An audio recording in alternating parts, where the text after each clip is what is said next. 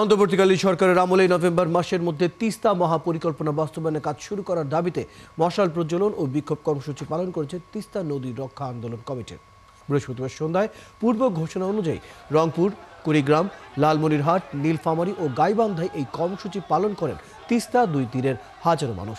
বাসিন্দারা বলেন, এই মহাপরিকল্পনা বাস্তবায়ন হলে তিস্তার পানি ন্যায্য হিস্সা আদায়, ভাঙন থেকে তীরবর্তী বসতি ও কৃষিজমি রক্ষা হবে, বাঁচবে হাজারো প্রাণ, সচল থাকবে অর্থনীতির চাকা।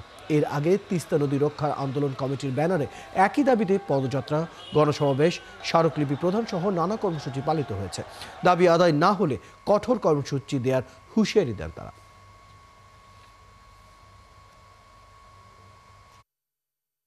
বাধা হলো সরকারের মধ্যেই, তারা পরিষ্কারভাবে বলতে পারছে না। তারা যদিও বলে যে 26শে জানুয়ারিতে কাজ শুরু করবে, কাজের কোনো নমুনা আমরা দেখতে পাচ্ছি না। সামনে নির্বাচন হলে সরকার ব্যস্ত হয়ে পড়বে নির্বাচনকে ঘিরে, জনগণ নির্বাচনমুখী হয়ে যাবে, প্রশাসন নির্বাচনমুখী হয়ে যাবে। তখন এটি আমাদের ভিতরে সন্দেহ দানা বাঁধছে। সে কারণে আমরা নতুন কর্মসূচি দিয়েছি। 5 তারিখে একটা কর্মসূচি পালন করেছি, 9 তারিখ আজকে 130 কিলোমিটার ব্যাপী মশাল প্রজ্বলিত করেছে। এরপরও যদি দাবি আদায় না হয় তাহলে আমরা রংপুরে স্তব্ধ কর্মসূচি দিব।